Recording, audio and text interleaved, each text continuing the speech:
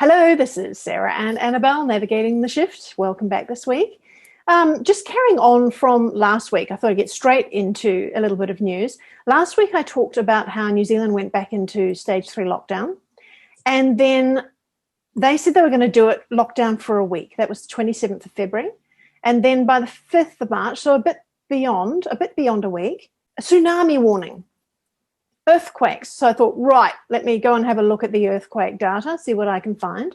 The data I was picking up it just kind of picks up like the last sort of 6 or 8 hours because there's so many of them. It puts all of them from around the world.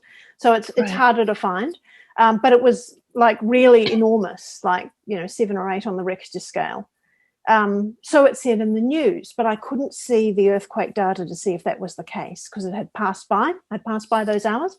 So I had a look in and was looking for those ones that are 10 kilometres deep, which we've talked about before as being supposedly tunnels. We've heard about so many different cities. They go into lockdown, and within a few days, there are tremors that show up on the earthquake scale that's always 10 kilometres deep.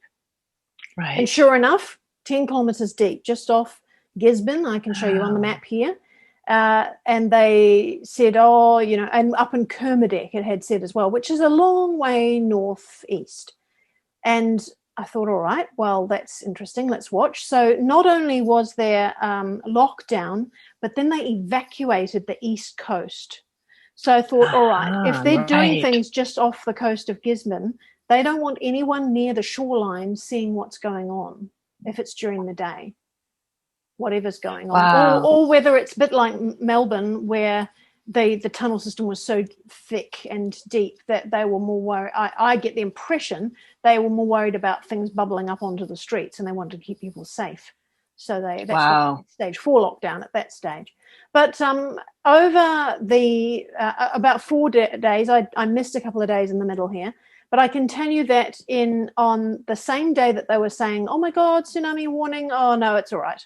You can go back to your house now, there's no tsunami. Same day, I looked at about 8 hours worth of data. There were 31 earthquakes around 5 Richter scale up at the Kermadec Islands and another one in Gisborne, which they didn't mention on the news. The next day, I looked at about 6 hours worth of data. There were 7 in the Kermadec Islands and 12 in Gisborne, even up to 5.5 Richter scale. The next day, there were 6 in Kermadec. The next day, they were still going in Kermadec, and then they were around Papua New Guinea as well. And then the next day, they went from Kermadec up to Fiji and Tonga. Now, I am aware that some of these islands are on the tectonic plate edge. So sure, yep, that might have something to do with it.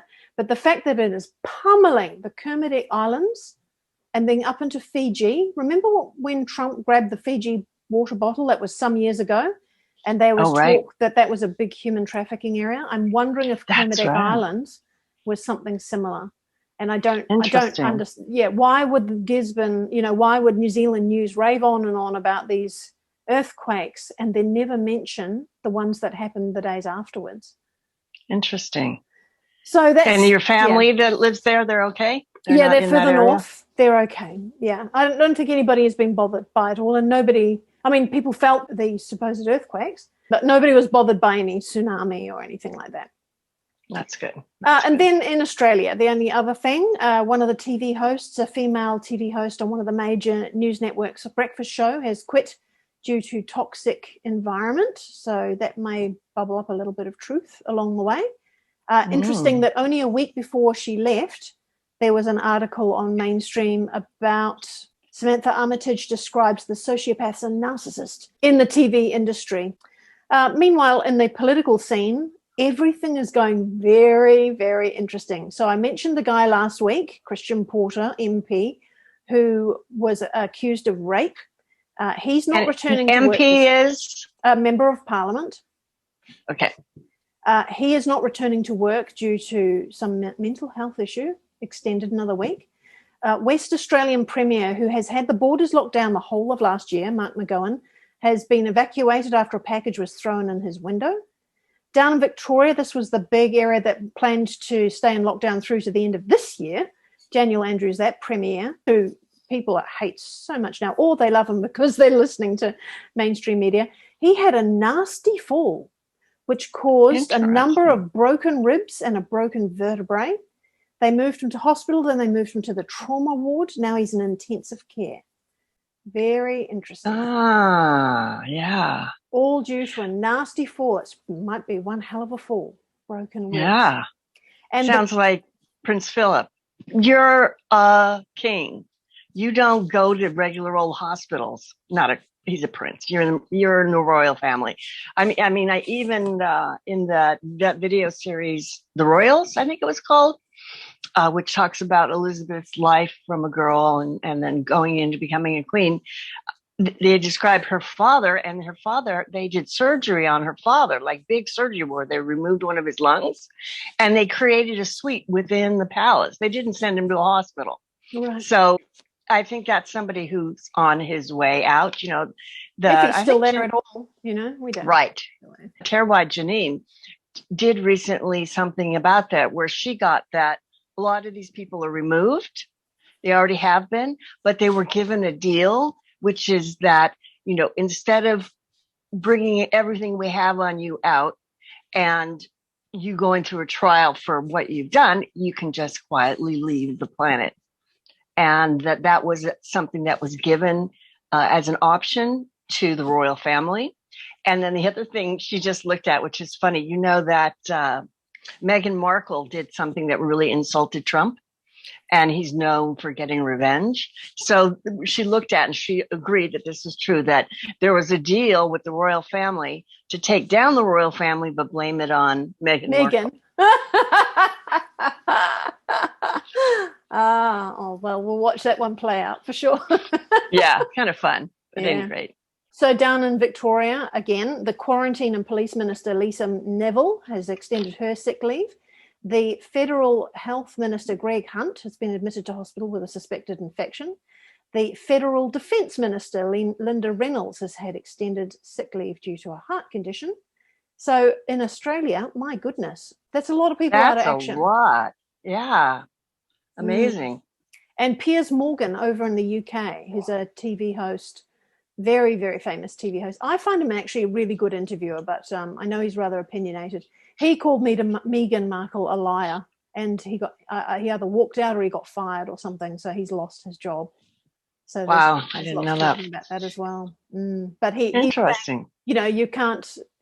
41,000 complaints that he'd said that she was a liar and all this sort of thing, and he said, "I believe in freedom of speech. I believe I can have an opinion, and I don't think that will affect her in any way. Just because I have an opinion." So yes, that brings up that free speech discussion again that so many people seem to be trained to fight against. That no, you can't have an opinion if it's different from mine. Exactly. So we've been talking a bit about how it looks as if the bad guys have been under control a long time. Back when Nancy Pelosi did the thing with her fancy refrigerators and her favorite high-end ice cream. All of that. I mean, I was like, she's a savvy politician. She wouldn't do that. That just looks so bad. And of course, Governor Gavin Newsom of California is having this huge party in an expensive place indoors after locking everybody else down, but his winery is still open. His winery restaurant is open and all.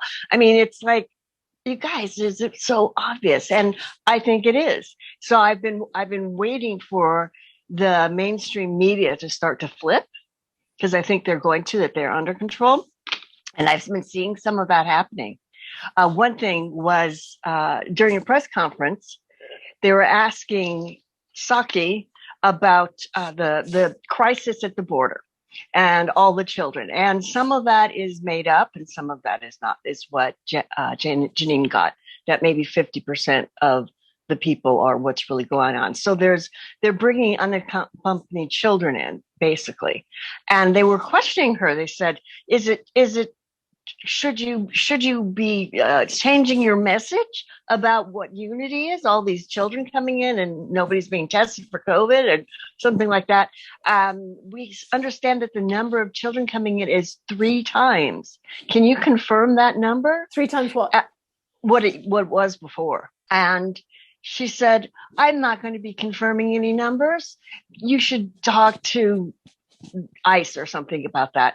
And they said, well, don't you think you should confirm it? Why won't you confirm that? And Psaki started getting, edgy. She's like, we already said that there is a challenge going on. And somebody said, is it a crisis?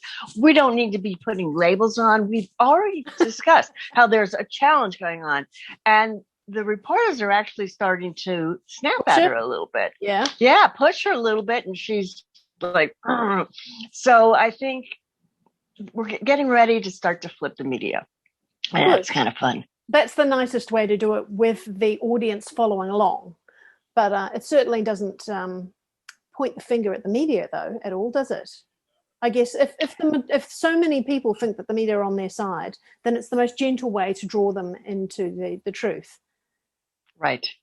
It's true. And of course, that's what they've been doing all along, is trying to do this as gently and smoothly as possible. So I recently watched a really nice video. He's got a whole series from a guy who goes by Bonfire Guy on YouTube. Go look it up. And he was basically saying, it's over. We've already done it. And showing why. In the NSA, they have their internal policing is called the Q group. I never heard that before. So maybe it started when Edward Snowden came out with stuff. I'm not sure about that. He didn't say specifically. But then he starts going through all the various things that show you that basically all these other governments have already capitulated to Trump. And there was that trip he made in early 2017, I think. It was an 8-day trip or something like that. First, he went to Saudi Arabia, and the ruler there was named Crown Prince Alawid at the time, and evidently he was very bastard. Yes, very nasty, and a lot of people didn't like that. And he went in there, his group went in there with CDs and DVDs and documents and everything, and said, world elite class, we've got it all. And Alawid got taken out, and they put in bin Salman. And in that shooting in Las Vegas, what was that, in October of that year, I think? There was lots of rumors going around that there had been a murder attempt on Prince bin Salman. And the Trump team, the alliance, found out about it and stopped it at the last minute. And then Prince was all like, you saved my life. I'm your man. I'm your man. I'm your man. What do you want? And then shortly after that, he visited the White House, the prince did, and they had long meetings. And then the prince started going around and meeting with all the heads of big companies, right? The big corporates, and also the media guys, the Twitter guys even, and all of that. And Trump said, go out and bring these guys under control. And this was in 2017. And of course, they capitulate, they write things down, they get written agreements. And then, of course, they try to sneak out of it. So it's not like, boom, it's done in one conversation. Going back to Saudi Arabia, like 3 weeks after Trump visited, that's when all those arrests, tens and tens of people, the prince, like and 40 people out of the family. Yeah. Huge. So, and then that put the new prince in. Going back to his trip, the next place he went was Israel. Evidently, they were really resisting, basically working for Trump's alliance. They didn't want to cooperate. Trump stayed an extra day there. And then finally, at the end of that extra day, there was that agreement to move the embassy to Jerusalem. And that was the sign from them that they had capitulated. Plus, when Trump went to the Wailing Wall, his wife was beside him. And normally, they separate men and women there. So that was pretty interesting. So, it's putting him in a special place above their rules. Then the next place he went was the Vatican. And we all remember the picture, we see the Pope with Obama, and he's all like, and then he sees him with Trump. It's very, very interesting. And of course, they had a huge file on him and all his buddies.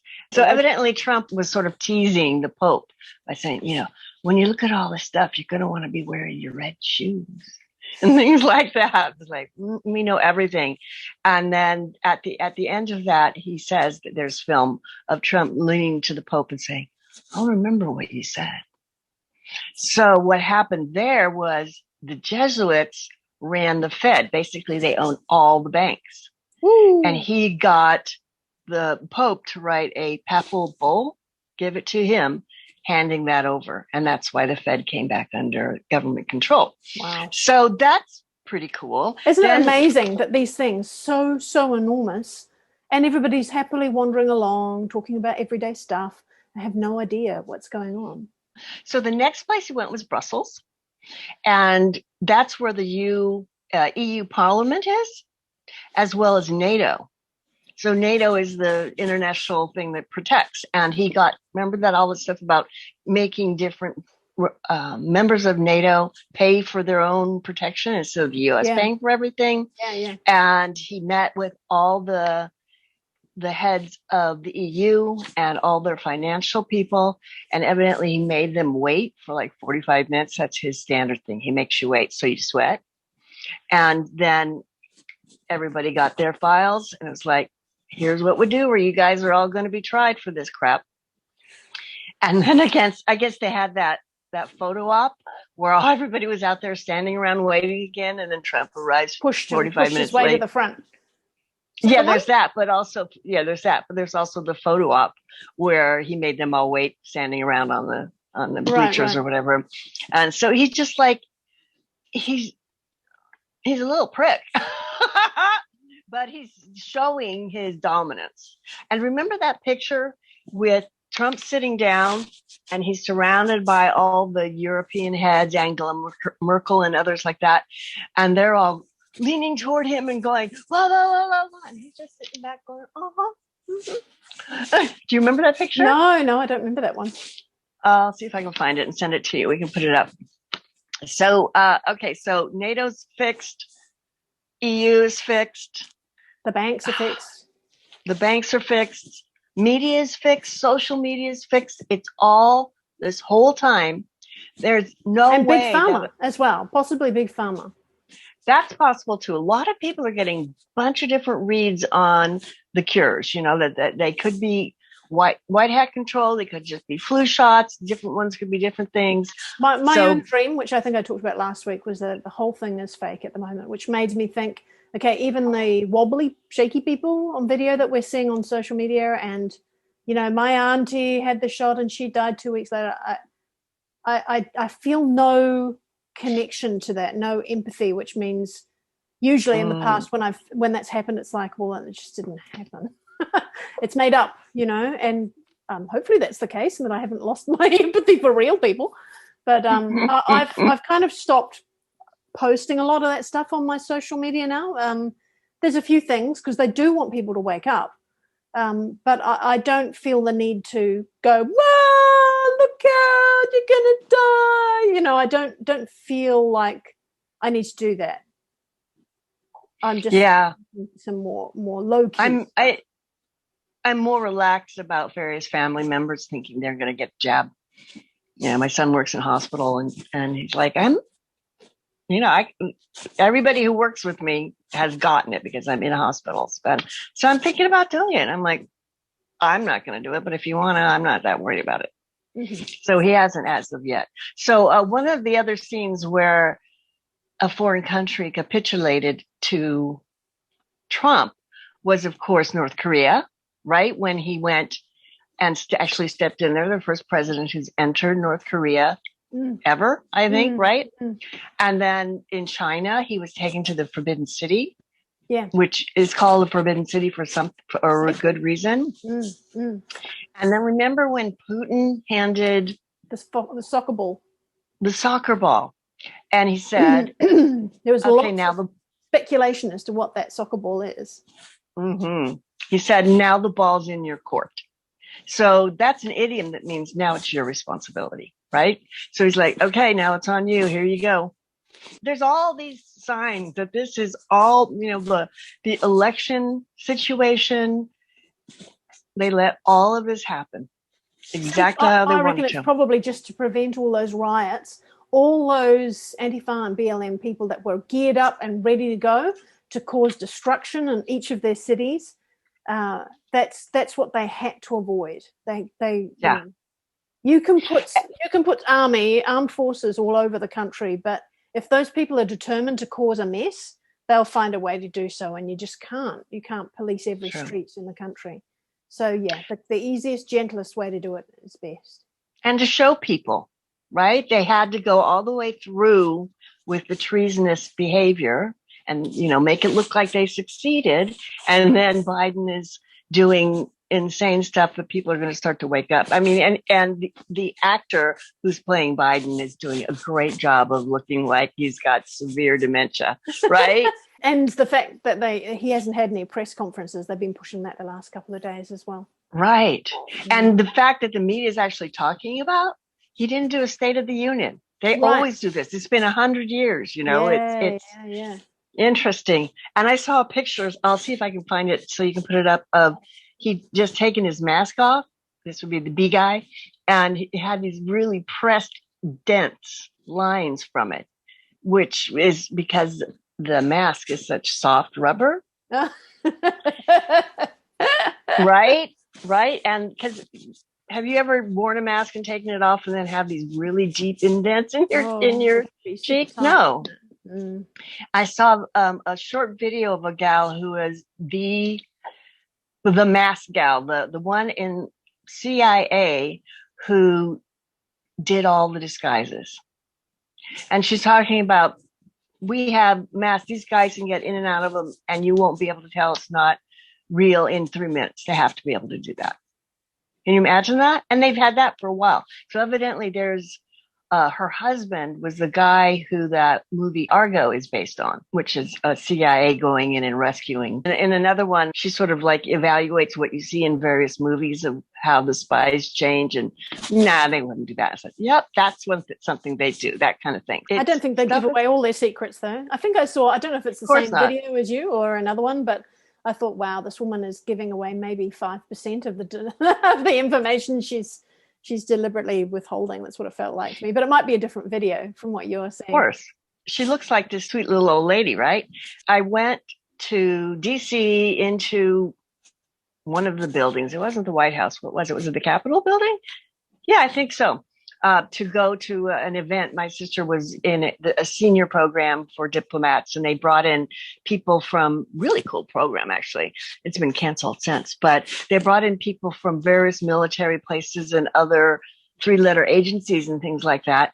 And they spent 9 months traveling around the country, going to Alaska, meeting people, getting to know each other, learning to do defensive and offensive driving, learning to tell what gunshots sounds are, how to hide behind a car if you are in gunshots, just getting people connected.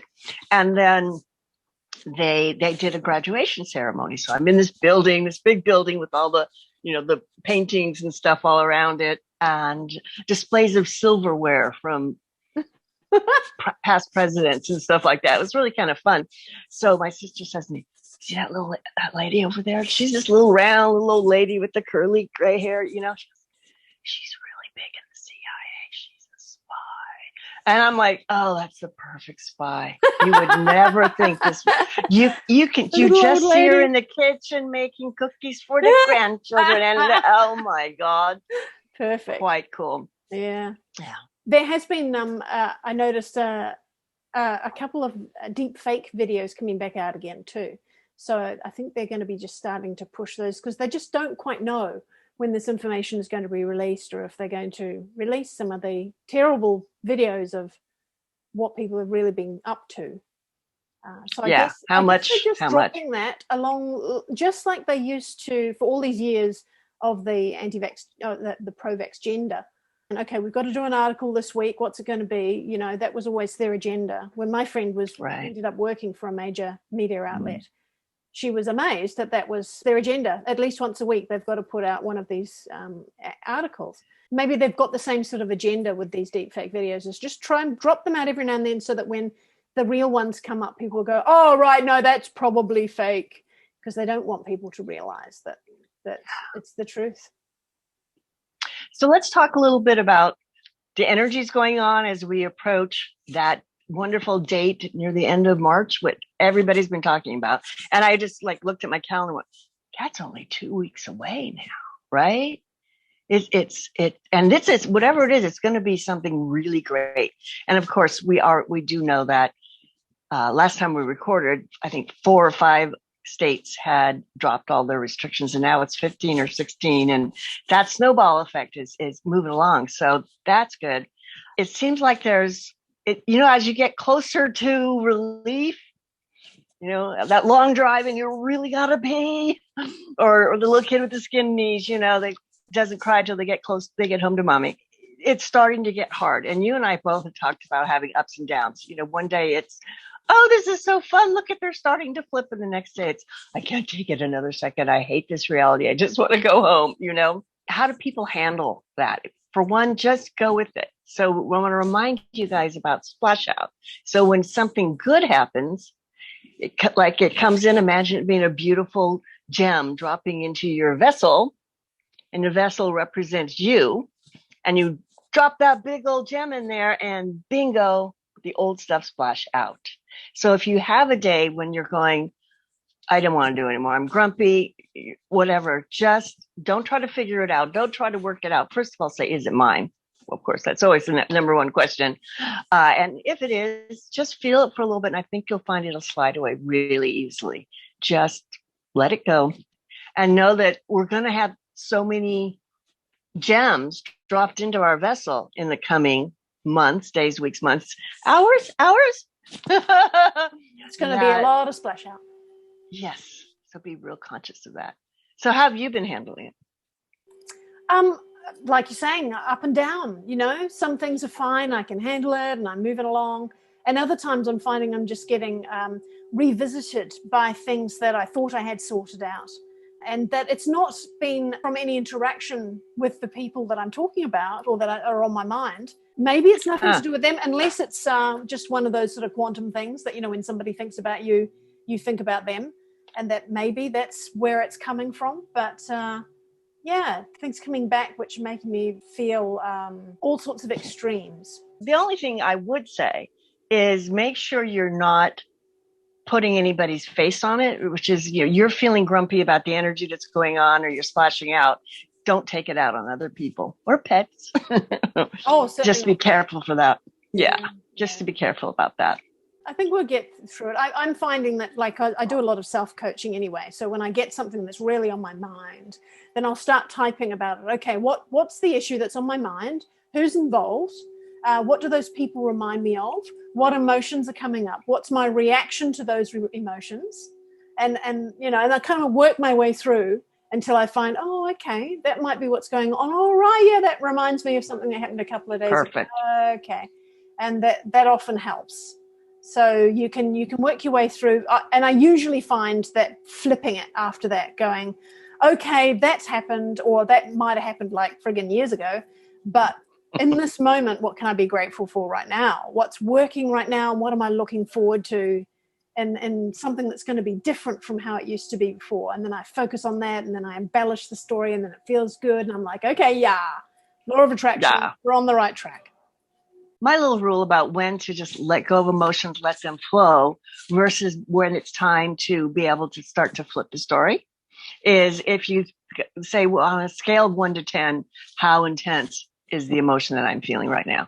If it gets down to 3, maybe even 4, but certainly 3 on that scale, that's when you can start to look at the patterns and flip it around. But if it's any higher than that, you still need to just let the flow go.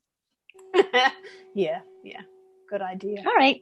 So I think that's it for some clues. Hope that's helpful to you. Keep on sharing, keep on saying hi, and we'll see you next week. Bye. Bye.